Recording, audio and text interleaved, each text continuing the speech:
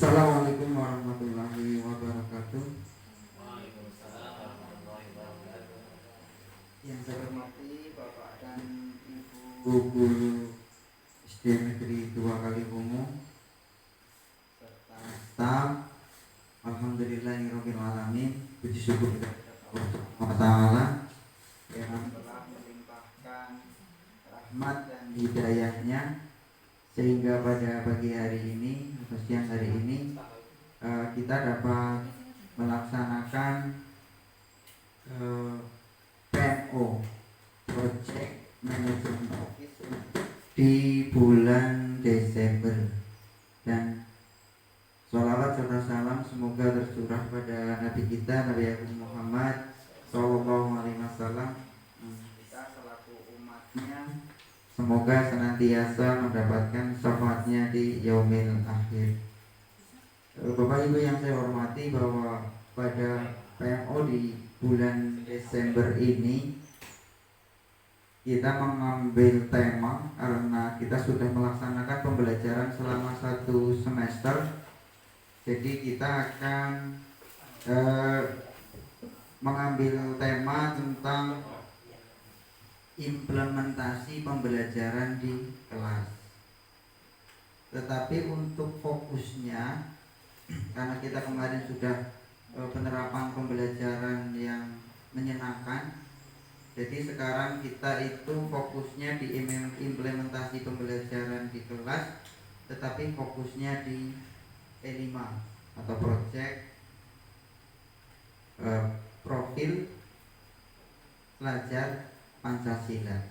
Nah, dari refleksi pembelajaran peserta didik ini, terutama di B5, isu-isu masalah, jadi ada masalahnya, ada isunya, seperti yang bisa dilihat di layar, bahwa isu masalahnya yang mungkin ini hasil analisa saya sebagai kepala sekolah, dan nanti apabila dari Bapak Ibu menemukan masalah-masalah yang belum saya cantumkan, nanti bisa disampaikan. Jadi yang pertama itu isu masalahnya adalah belum adanya dokumen struktur dan sistematis untuk mendukung terlaksananya proyek profil pelajar Pancasila sesuai dengan kurikulum Merdeka. Iya. Mengapa belum adanya dokumen? Ya, karena kita dituntut untuk membuat modul sendiri. Jadi kadang kita terkait dengan dokumen ini kita masih banyak penafsiran yang berbeda-beda. Terutama ketika dalam satu sekolah mengambil tema yang sama, tetapi diaplikasikan kepada setiap fase. Tentunya ini akan menjadi kerumitan tersendiri. Seperti kemarin kita melakukan praktek membuat olahan dari singkong. Apakah kelas 1 sudah mampu? Kasarane kon beti ketela besi bingung, malah gurunya yang khawatir mbok nanti terkena pisau. Ini akan menjadi isu masalah tersendiri terkait dengan pelaksanaan proyek profil pelajar Pancasila yang ada di dalam kurikulum Merdeka ini. Dan yang kedua, keterbatasan kompetensi guru dalam menyusun dokumen proyek yang relevan dengan tema dan subtema profil pelajar Pancasila. Keterbatasan kompetensi guru. Kompetensi berarti adalah kemampuan guru dalam mengaplikasikan modul P5.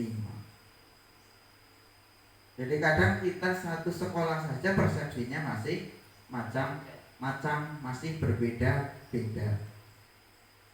Sedangkan diklat-diklat yang kita ikuti tentang P5 itu, diklatnya itu diklat yang berjenjang. Ibaratnya kita tidak pernah mendapatkan diklat yang diisi langsung oleh narasumber asli. Pasti kita hanya mendapatkan dari breakdown. dari narasumber yang dari kecamatan, kecamatan yang dilatih oleh kabupaten, kabupaten yang dilatih oleh provinsi, provinsi yang dilatih oleh tingkat nasional.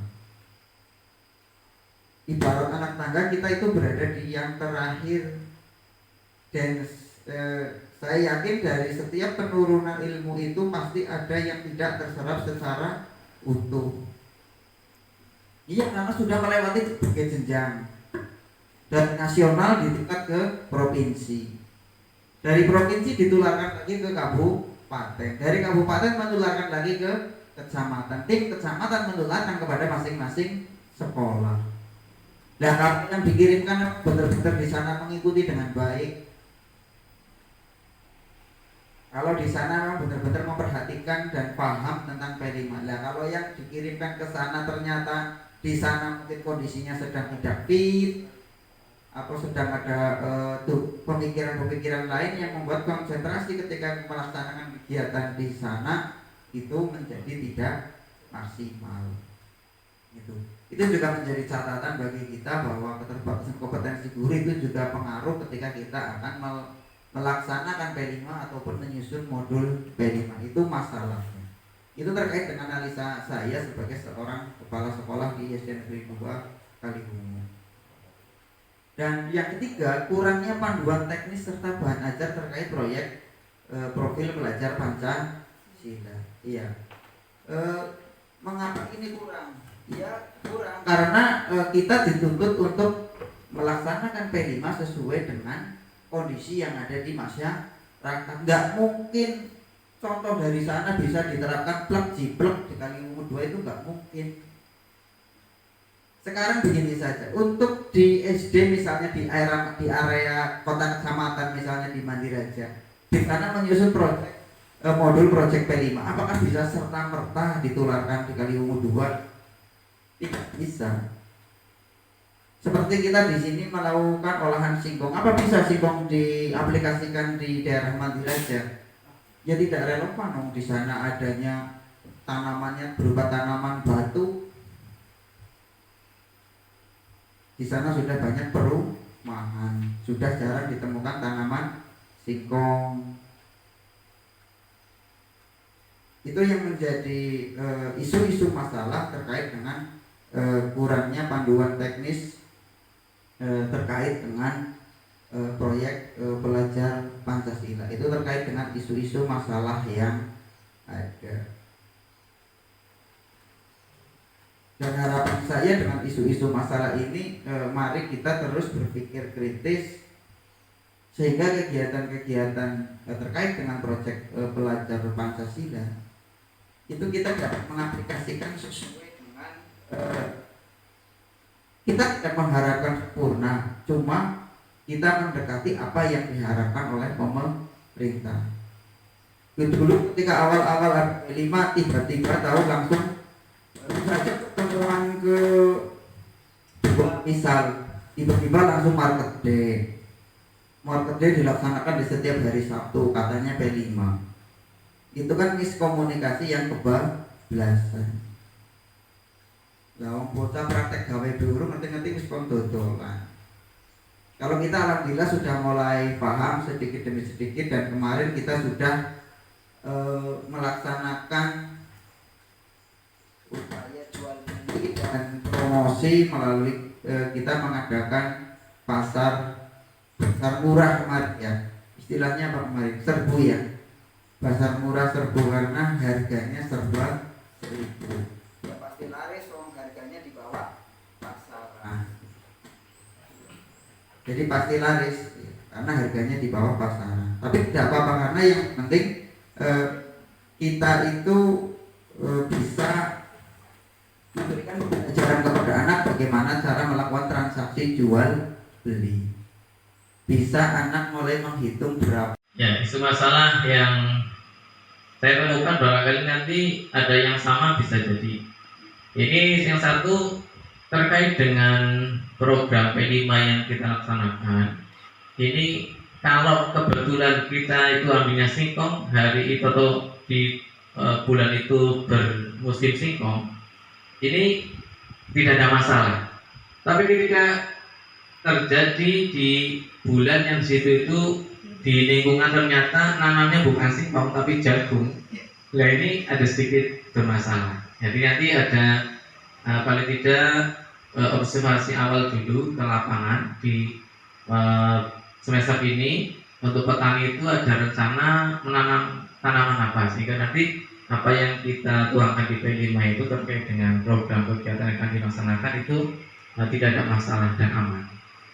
Yang kedua ada koordinasi dengan lingkungan sekitar. Ketika nanti kita menggelar karya atau semacam pasar apa itu namanya kemarin kita beri nama ya serbu ya pasar serbu itu kita ada konfirmasi atau informasi ke lingkungan paling tidak melalui RT karena di lingkungan kita ada 5 RT dalam satu kampus ini nanti insya Allah akan lebih meriah lagi dan kelarisannya itu akan meningkat lebih besar dibanding sebelumnya. Saya kira itu temuan dari kami terkait dengan isu yang ada. Terima kasih.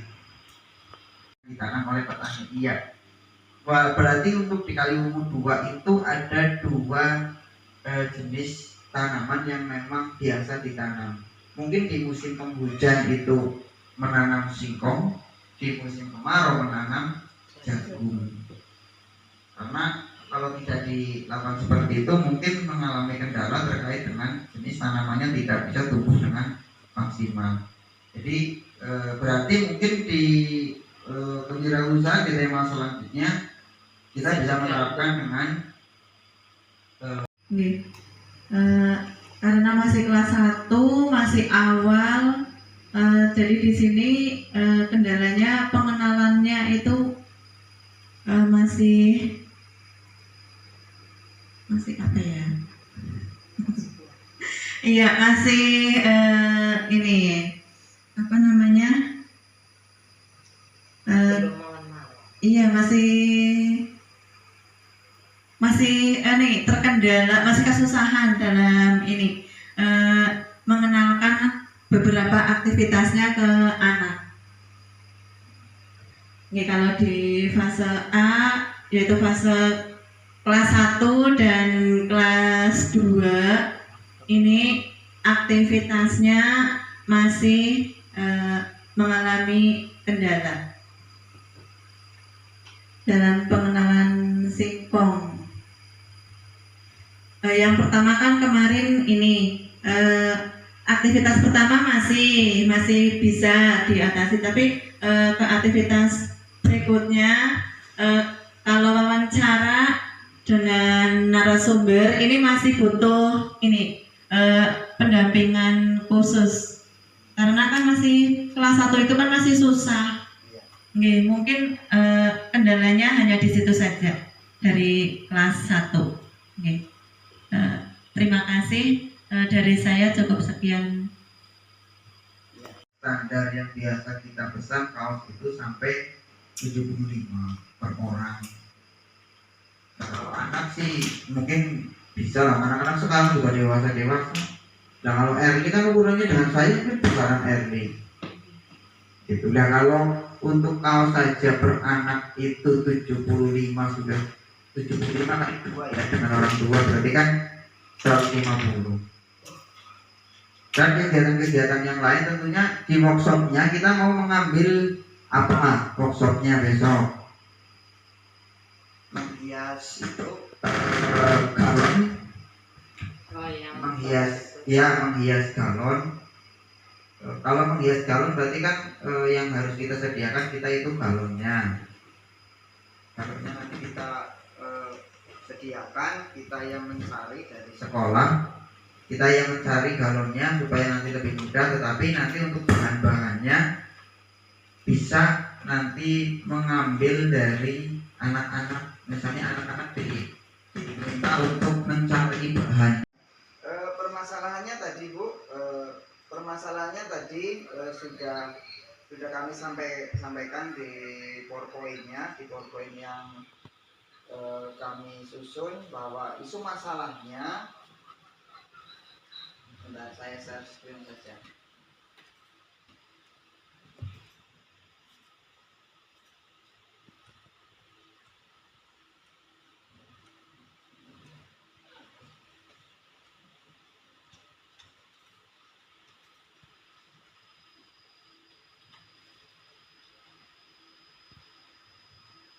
Muncul nggih Bu? Sampun nggih? Sudah. Iya. Iya. Iya. Jadi isu permasalahan pertama bahwa Waalaikumsalam warahmatullahi wabarakatuh. Teman-teman semua tadi saya sudah masuk kategori yang pertama, tapi ternyata sudah sampling. ya, sudah habis tadi. Saya tidak mengikuti dari awal ya.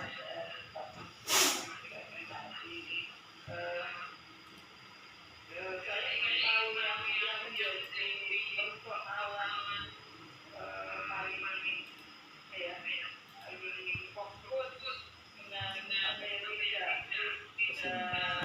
makanya saya